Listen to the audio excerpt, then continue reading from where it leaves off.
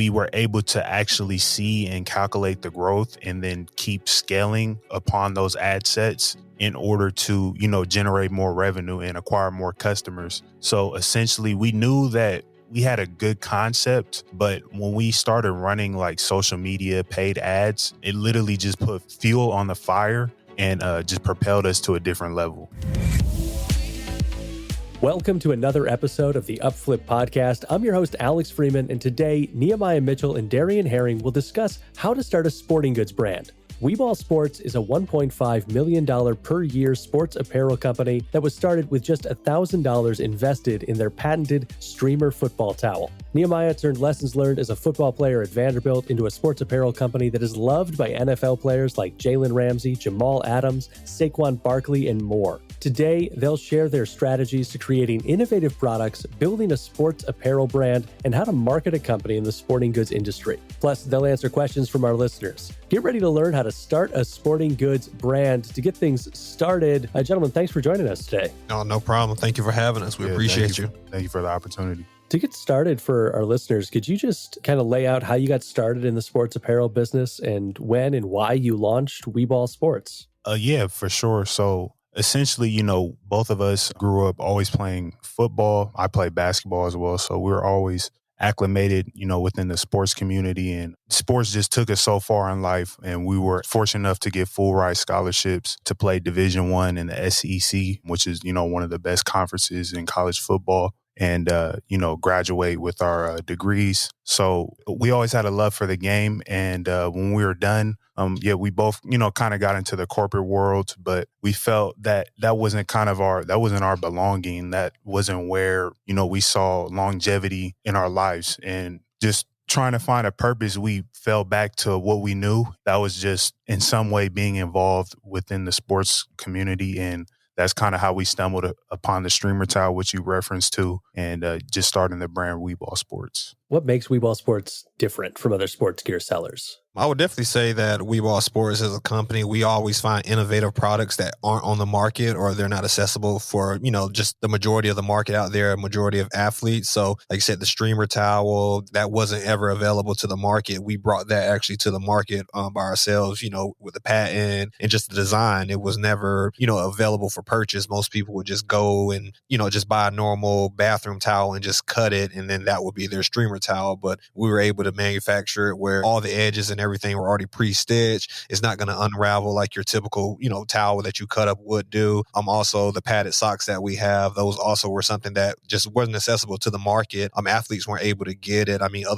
Maybe if you were in the NFL, they had a couple of players who wore them or different things like that by just, different companies. Also, another product that's really big for us are like single leg tights. We brought those to the market as well. And those have been, very fortunate for us just to help grow our business and everything like that. So we're constantly always looking for innovative ways to just bring new products to the market that just aren't there already. And, I think that's how we built our brand. Just everybody's always satisfied with, what we're bringing to the market. We always listen to our consumers. They let us know what they want. If we can manufacture and get it made or, create it, we're going to do that for them. And what's sort of that process look like of, sourcing new ideas for products? How are you bringing in ideas from athletes and to learn what they need and then determining that it is a, profitable niche to move into? For us, all kids aspire to be, NFL players or college athletes. So we look at things that those type of athletes wear. A lot of them kind of custom make them. So like you'll see a lot of the NFL athletes or college athletes, they wear like scrunch socks. But the way that they do it, they cut them to make them look that way versus us. We'll go ahead and pre-manufacture them because, we know that's what's popular. Like with athletes like Odell Beckham, everybody wants to be like Odell and Jalen Ramsey and things like that. So we just take what we see, we do our research behind it to make sure that there's no other products like it on the market. And from there, that's kind of when we sit down, talk with each other. We obviously source it from our manufacturers to see if it can be made or cannot be made. If it can be made, we'll get samples developed as well. Once those samples come in, we'll take pictures. We'll kind of post them on our Instagram, social media, just to kind of get the buzz going for it. And then based on that, if, we get a lot of good feedback from it, like, oh yeah, you guys for sure need to release this product, we'll go ahead and get it into mass production at that point. And then once we get it in, ever since we've started doing that, all our products are selling out super fast. Incredible. And I'd like to go back to the kind of the beginning of WeBall Sports and look at some of the initial startup costs. Like, what was those initial expenses and what were some of the more significant ones that someone who might be looking at starting a sports gear business should consider and plan for? Yeah, looking back on it, it's kind of like crazy because we built this business, I would say the perfect way. And I would suggest others to build a business. If they have an idea or they want to start some type of business, they should, more so build it similarly because we just started with one product. A lot of people, they get carried away and they try to do like 10 different things at once and release 10 different products. But again, we just started with the streamer towel. We invested, I think it was around $1,000 to get the first shipment, the first, manufacturing run made. And when we got it, we gave away I would say more than half of those towels just as promotion to NFL players because we have a large network of NFL guys and top Division I college guys that we knew at the time, just to get the buzz around it and also get feedback on those products. And yeah, from there, that's, how kind of WeBall Sports was built and just the amount of investment that we put into it was extremely minimal. Were there any unexpected challenges that came up in the early days? In the early days, I would definitely say growth. For us, I mean, we were growing really, really fast. We didn't have everything figured out. And I think a lot of people who start businesses believe that you have to have everything figured out in order to be successful. But I mean, you're going to fail more times than you succeed, especially when you're starting out. And, from those failures of us, not knowing different platforms to how we can ship our products out in a timely manner and things like that, learning from those mistakes, that's kind of what helped us grow our business in the long run. And, ultimately it got us to where we're at. And a lot of people don't realize, it's okay to fail in a business and not for the whole business to fail, or even if your whole business fails, but just what you take away from those failures to, to slingshot you into your next, product or ideal or next business. I want to talk about some of that growth because your revenue grew by 600% from 2020 to 2021. What were the main drivers of that growth?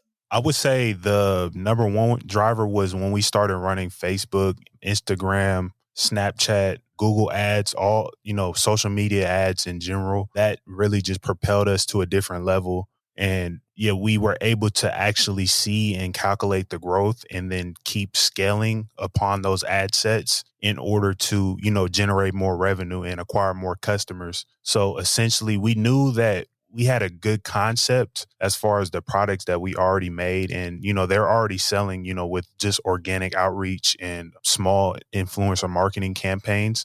But when we started running like social media paid ads, it literally just put fuel on the fire and just propelled us to a different level. Yeah, and then I guess to piggyback off that, with running those ads and things like that, we also had a great product. A lot of people get it confused sometimes, just I have this product and I'm just going to run ads for it and it's just going to automatically sell. But, I don't want people to get confused. You still have to have a good product out there on the market to run those ads for, because if you just have a terrible product and you're running ads, you're losing money. So we already knew that we had a good product. And, once we start running these ads on this product, once more and more people see it, that's just going to convert our sales. It's kind of staying in this realm of social. How does social fit into your overall marketing and customer engagement strategy? Is it the primary place where you're marketing, and how else do you utilize social in your business?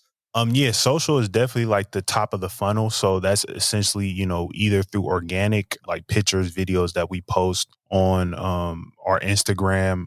That's usually our main source and main platform that we use in order to advertise, or through paid social media advertisements. That's initially how we get all of our, prospective customers and people who are like interested in our products. And then, just through that, we just get them more tight down the funnel, and we're able to get them into, our text messaging campaigns and things of that sort to retarget and then remarket to them with other social media advertisements as well. And, our text and SMS campaigns. So I would say it's a huge part of like what we do at WeBall Sports. And then what's that typical ad spend in a sort of your normal month?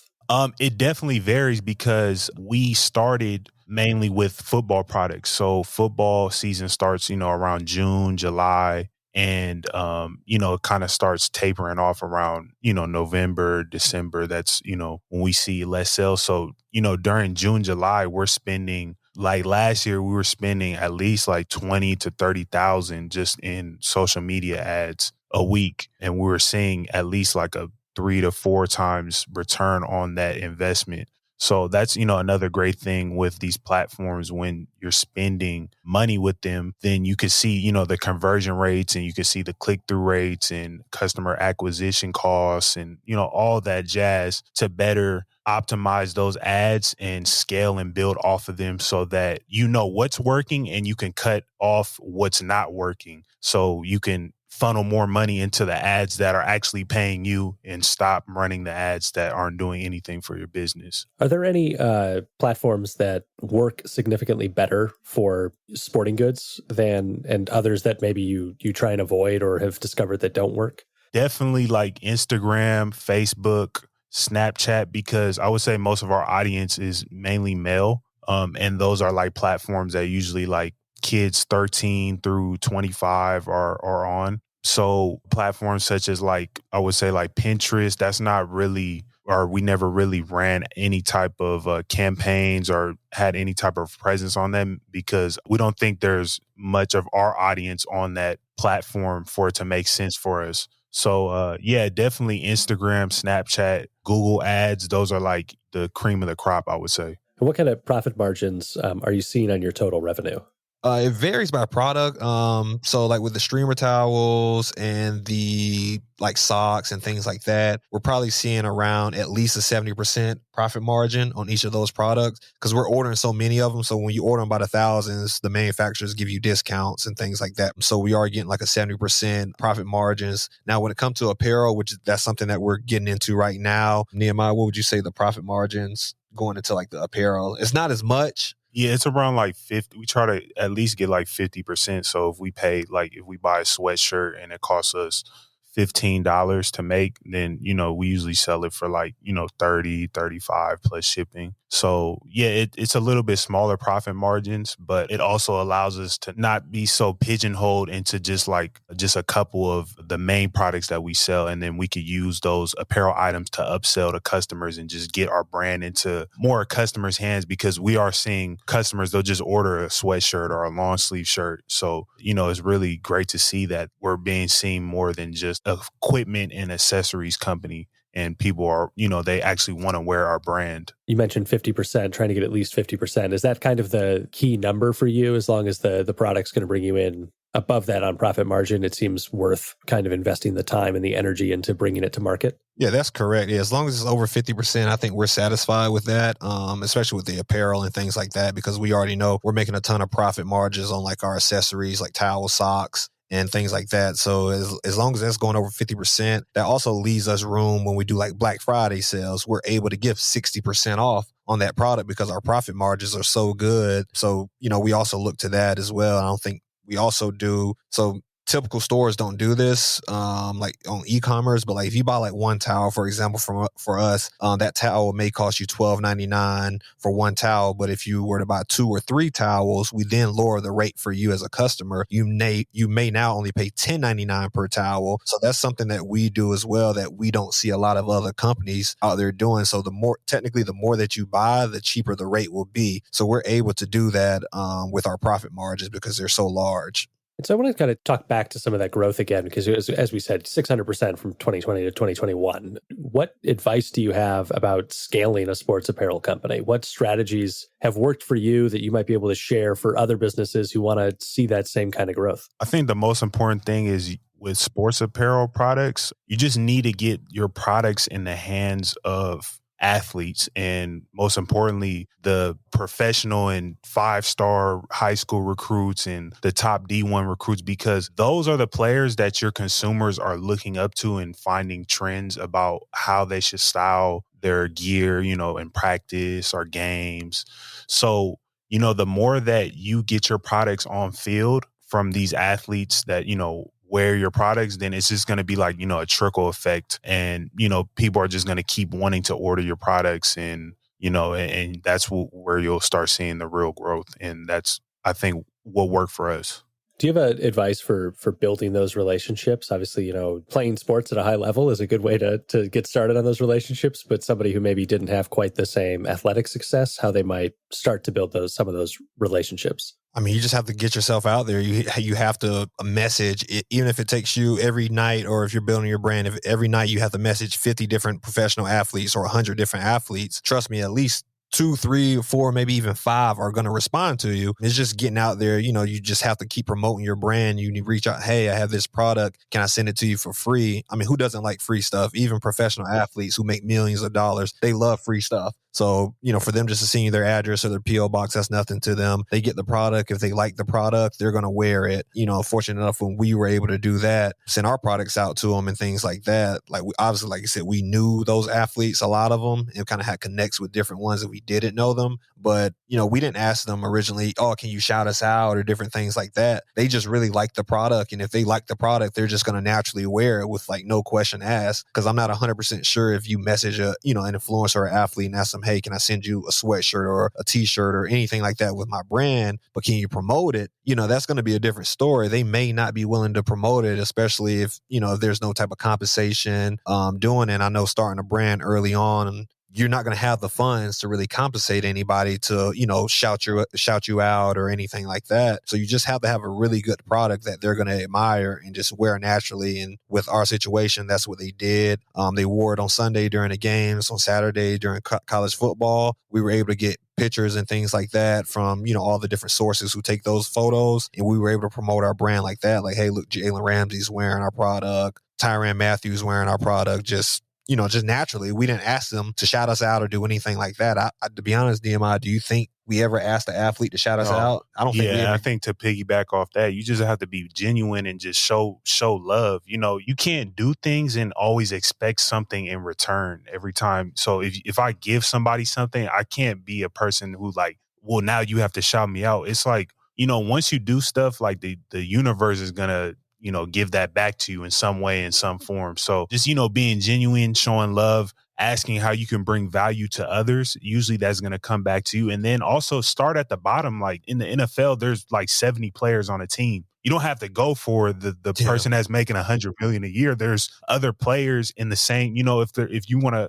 get your product on a top wide receiver, there's 7 other receivers in the receiver room. So you can go, if whatever player you really want your product on, you can message those receivers that are on the practice squad and start getting your product into their hands. And of course, eventually the person that you really wanted to get on, they're going to see the product. And then, if it's a good product, they'll probably reach out, or the person that you started to build a relationship will be like, hey, this person wants that product. So yeah, it's just, just being strategic with it, being calculated, and, just bringing value to people. Yeah, and I mean, that's a good point. It's just really wholesome. I mean, and I guess a good example for us would be like Jalen Ramsey. We would just send him stuff for free, didn't expect anything. And the next thing you know, he has us in contact with their equipment manager. He's wholesaling items from us at this point. So, and there's a couple of other teams like the Cleveland Browns that, we used to send their athletes things as well. And then now they get us in contact with their equipment manager. Now we have orders coming in from these teams. So it's kind of,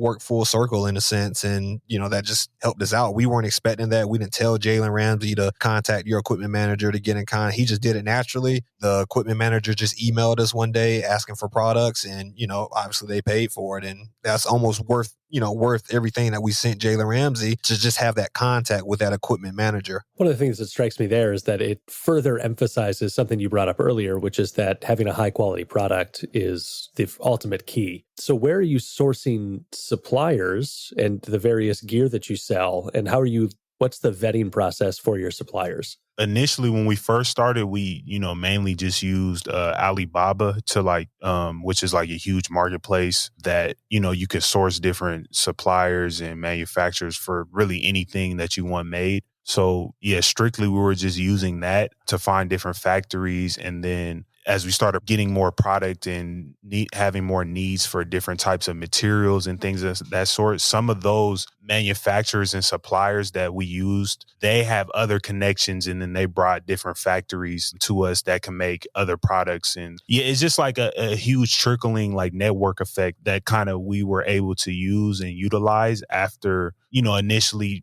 building a relationship with our first overseas suppliers that were in China. Okay, yeah. So just the vetting process, like we'll find those manufacturers. Just for example, once again, like our padded socks that we did, we will get multiple samples from different manufacturers, and then they'll send them in. Obviously you have to pay for them. I mean, that's part of the investment process into your business. I would always recommend to get more than one sample from a different manufacturer. You cannot, just assume that they're going to do it perfect, because 9 times out of 10, they're not going to do it perfect the first time. So, we would have 3 or 4 different manufacturers just send us the same product that we promoted to them or show them. And, with the dimensions and everything, how we want it to look, we would get those samples and sit down and kind of look at them, which ones we don't like, which ones we do like. And then from there, that's how we decide pretty much like, okay, this is going to be our manufacturer for our padded socks. And then we just go from there, and then we just keep ordering more and more and more. And then, we just build those relationships with that manufacturer at that point.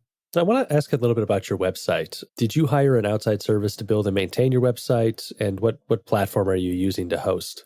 Currently, we're using Shopify, and the whole website is really done by in-house by us. We are actually in the process of hiring like a professional agency to revamp our whole website, but we just thought it would be best just to do it in-house because we just wanted to save money and just be as resourceful as we could, and we both kind of had experience making websites. So, it's not as complicated as a lot of people think. And Shopify has a lot of tools and apps that make it easy for just the everyday person to make a website. Then what about shipping and fulfillment? Is that in-house or do you use a third party? We ship everything in-house right now until we get to the point where we realize that we can't keep up with the orders and things like that. We'll just eventually maybe do like a third party and just have them, have everything shipped directly into them and they can fill and package. But ever since we started this business, we've fulfilled our orders, and, it kind of helps us out in the sense that we have control of our own like packages and things like that. We know where everything is. If we need to grab something, we don't have to call the third party warehouse or shipper and have them send us something. Everything is just, we're so quick with it. So if an NFL athlete reaches out to us today, we can get something shipped directly out to them today as well. We don't have to do the whole waiting process. We don't have to put an order in for the third party fulfiller to fulfill that order for us. So everything is just done in-house. And,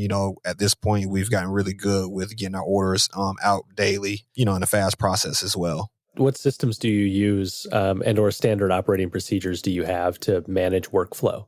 So for our shipping right now, we use ShipStation. To be honest, it's going to sound funny, but really me and Nehemiah and like some of our friends that help sometimes, but right now, we're just the only ones, really shipping out our products and things like that and kind of, running this business. Later on in this year, we're going to be hiring more people and things like that. But right now, it's just me and Nehemiah. We just bootstrap it. We come in. I mean, if we got 300 orders to fulfill in one day, we'll stay here all day if that's what it takes. And we've been doing that, ever since this business has grown. And last year, I think during Black Friday, we really realized like we're going to need more help because Black Friday was crazy. How many orders did we get in a 24-hour period? In the first hour, we got over 300 or 400 orders in just the first hour. Yeah. And then in the 3 days that we ran because we did like up to 70% off on, select items. So yeah, it's just like a really big thing that like all of our customers, because we have a pretty large Instagram following, like almost just over 70,000 followers on Instagram. So yeah, it's a big sale that everybody always looks forward to. We lock the website like the day before just to make sure all of our inventory is all ready. Usually even before we release a sale, we already have like a couple hundred people just like waiting on the website for us to, unlock the website. And I think in the 3 or 4 days that we ran the sale, we did over at least 2,000-3,000 orders. Yeah. I mean, we were here night and day, like literally like night and day, just because it was really just me and him in here. We'll come here first thing in the morning. And sometimes we wouldn't leave till like 10 o'clock at night because we knew we had a commitment to our customers. Like on our website, we tell them it's going to be 1 to 3 days just to process your order. And we stick by that. We're not going to tell you that. And then next thing you know, it's been 5 days, it's been a week and your product still hasn't been shipped. So, I mean, whatever we have to do to get your product out to our loyal customers or even new customers, because we want to have that first impression on those new customers as well, that we're going to do exactly what our website said and get your product out in 1 to 3 days. We most of the time get the product shipped out within at least 24 hours, if not, maybe a little over that, just depending. So with that, you're at a point where you're looking to expand both operationally and adding more product lines in. What steps are you taking now to make sure you're set up and secure for that growth? First was, I guess I could start off. First was just getting a bigger workspace. Like I said, you should have seen this current space that we were in before we just moved everything out. I mean, it was boxes stacked to the ceiling. There was hardly any room to work. It was hardly enough room for just me and Nehemiah to work in here. So we knew if we were to bring more people on, it was just going to be a mess. So the biggest thing for us was just getting that new 6,000 square foot warehouse. That way we'll have just a lot of space, a ton of space. We got like 1,000 square foot of it is office space. So we can have people working in there if needed. And we got, another 5,000 of just strictly warehouse space where we can store and fulfill all of our products. It just gives us the space that we need to expand with, getting more employees in there, because you don't want to be in a tight space, especially in today's world. You don't want to have everybody sitting over each other. You want to make sure everybody's spaced out and, just comfortable to come in to work. So that warehouse was just a really big step for us in the beginning. For someone who's just maybe getting started in a sports gear company or kind of looking at that niche, what's the advantage of focusing on a single sport first? I would say the sporting goods, like competition, like with different brands, there's not much. Most people, they try to have like a clothing brand, but as far as like having like sports equipment or sports apparel, I really don't see it that much. So, and then if you kind of segment that into like, okay, I only want to do basketball, or I only want to do football, or I only want to do soccer, there's even less competition. So I think that the advantage is that just narrowing down your niche just allows you to more so hyper focus on your audience and understand like what is the wants and needs from your, the customers that you currently have, and like, just the market and the sport overall. And then you can focus on, creating products from there. Are there any disadvantages to doing that? I wouldn't necessarily say it's a disadvantage. Obviously, if you do more than one sport or multiple sports at a time, you're going to have a bigger audience to kind of work with. But for us, narrowing it down to just one sport originally helps us as a company just focus on exactly what those needs were originally for that sport. And then, which was football for us. And then now we're able, since we kind of have football controlled and kind of have that market already set in stone to, what kind of products we've already provided them. Now we're able to jump to another sport, basketball, because we're starting to get into basketball products as well with our like single leg tights and our 3/4 tights and everything like that. So now we're able to, focus on a new market and just not spread yourself too thin. Yeah, you don't want to spread yourself too thin, and you don't just want to put yourself out there, because it will be a lot if you, especially starting a new business, if you're just going to do football, soccer, baseball, basketball, hockey. It's just going to be a lot to deal with all at once, unless, which is very rare, that there's just one product that fulfills all of those needs for all of those sports. Uh-huh. That would be the only thing would probably help you out as a company if you have one single product that you can sell to every single, one of those sports, which most of the time that's not going to be the case, because they all have their different, products and accessories that go with that individual sport. Yeah. And then anybody that plays sports, sports is like when you're on a team, it's kind of like a family, and you can kind of have that same strategy when building your sports apparel or sports gear brand is, create like a family community type atmosphere with your customers, to where you're listening to the feedback, you're replying to their DMs, you're replying to the comments, and you just keep in mind like what the customer wants, and you really can understand your audience, rather than if you're focusing on all these different sports, you really don't know who your audience is, because a basketball player has different needs than a football player, and a football player has a different needs than a lacrosse player. So we just felt like we were able to, as we focused more so on football when starting our company, we were able to, build a community and build a family that, now they just love our products, and they just always support us, and, just show us love on Instagram and anything else that we do. What skills or experiences have you relied on the most as you've run and grown the business? I think it just goes back to, this is kind of cliche, but just hard work and determination.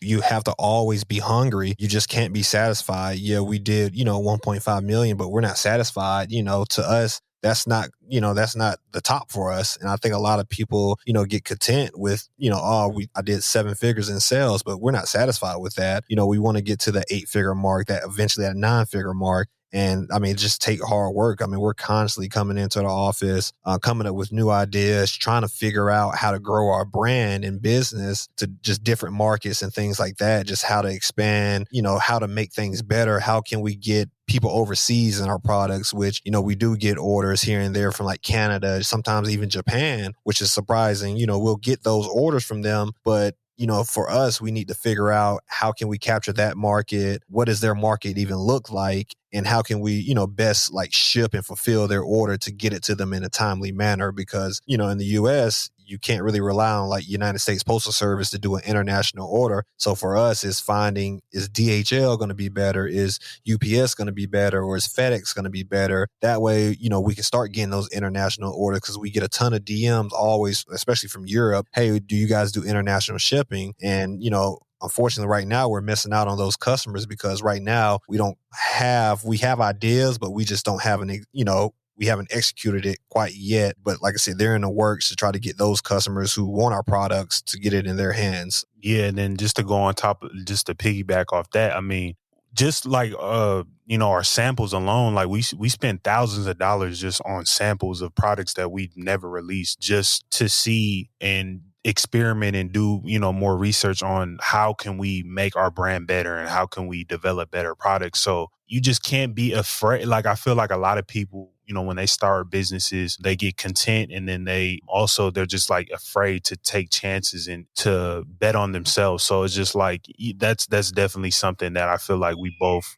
leaned on as we, grew this business. What's your biggest struggle today as business owners? Right now, just the biggest struggle would be just like, how can we get more employees to, fulfill different tasks that we have in the business? Because, going back to what Darren said, is like a lot of the day-to-day tasks is all on us. And anybody knows that if you want to expand your business, you kind of have to start delegating different tasks to different members on your team. So, right now, I think like one of the biggest challenges is just trying to just build out a solid team that we can delegate different, marketing, like this person's in charge of shipping and fulfillment. This person's in charge of doing photo shoots. So just building out that infrastructure. Do you have any tips for how an aspiring business owner can look and determine if a market is currently oversaturated or if it is offering an opportunity? I don't necessarily think there are saturated markets, but to be honest, that has nothing to do with you. I mean, if you have a better product that's out there that's in that same market, I mean, you can take over that market. I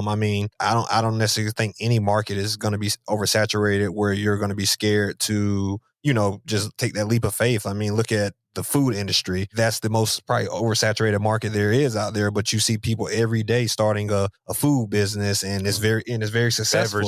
Beverage company, chips and things like that, and they're very successful. It's just innovation. How can you make that bag of chips better than, the original bag of chips? And, how can you market it better? What can you do? What can you do differently in your marketing strategy and things like that? So I wouldn't necessarily say that there's an oversaturated market or you shouldn't do something because it's oversaturated. As long as you have a good idea and a good plan and how to make yourself different, then, you can do anything. Just about, don't get me wrong, if you go into that same market and do the exact same thing as everybody else, then you're not going to be able to stand out, unfortunately, because there's going to be 1,000 other people doing the exact same thing you're doing. And ultimately, your business is probably not going to be successful if you do it that way. What's your top source of business knowledge? Any books, podcasts, blogs you'd like to recommend? I like the podcast My First Million. I don't know who the two gentlemen who are that host a podcast, but they give like a lot of insight on like different ways on like how you can build and scale your business. And then they also like do a lot of interviews with business owners about, just business owners that you would never even think would make a lot of money, like just different software companies and Google extension apps and things. Like one time they did an interview with somebody who had a Google extension that was making like 40 million a year. And it just kind of blew my mind, because it's like everybody uses Google extensions, but I never thought someone could make 40 million a year off of a Google extension. So that's, a good podcast that I like listening to. And then also Earn Your Leisure. They give a lot of, financial tips and, they give a lot of insight on, just the stock market and just like, starting a business and cryptocurrency and things of that sort. And I think for me, it's going to be Ben Francis, which he's the CEO and founder of Gymshark. They're $1 billion brand now, and he's around me and Nehemiah's age right now. And, I watch all of his YouTube videos. He gives a lot of free game and how he grew his company, and just he kind of goes over the day-to-day operations, what they did good, what they did bad. He's 100% transparent with you on there. And, I kind of look at him because we're growing a similar brand than his. Obviously, his is a workout brand, but it's also, working out is like within the sports realm of things. So, I kind of look at the things that he's doing and kind of see how we can implement that into our company as well. Because he's our age right now, and his business is valued over $1 billion at this point, and he grew that within 4 to 5 years. So that's somebody really big I look up to on YouTube, and always try to watch his videos as much as possible every time he drops it. To close this out, we're going to go into what we call our Blitz questions. We pull some of these questions from both our staff and from our YouTube community as well. So if you're on YouTube, go check out UpFlip on YouTube. So these questions, quick 2-3 word answer. I'll let you go to 10 words if you need to on some of them. But real quick, question 1, what kind of car do you drive? I drive a Jeep Grand Cherokee. Jeep Grand Cherokee was my dream car as a child for a long time. So you're living my dream. I drive my girlfriend's Mazda 3. I love it. What do you do with your profits? Invest it back into the company. Put it back in the business. If you could win the lottery today and earn a fortune that will last a lifetime, would you give this business up? No. We'll take some of that money, put it back into the company. And then finally, what's one fact that changed your perspective on life forever? We're all going to die. Live your life. Elon Musk is the richest person ever to live. Yeah. It's crazy how much money he has. It really boggles the mind. But that's it for the Blitz questions. Thank you for enduring those for us. And that's going to do it for this episode of the UpFlip Podcast. Again, I'm Alex Freeman. We were joined by Nehemiah Mitchell and Darian Herring of WeBall Sports. Gentlemen, thank you both for joining us. Thank you for having us. We appreciate you. Thank you as well. And everyone out there, make sure you tune in to UpFlip on YouTube. Check out the podcast every week. Recommend us to a friend. And also check out upflip.com/blog. And we've got tips in all of those places for you to live your entrepreneurial dreams. We'll see you next week.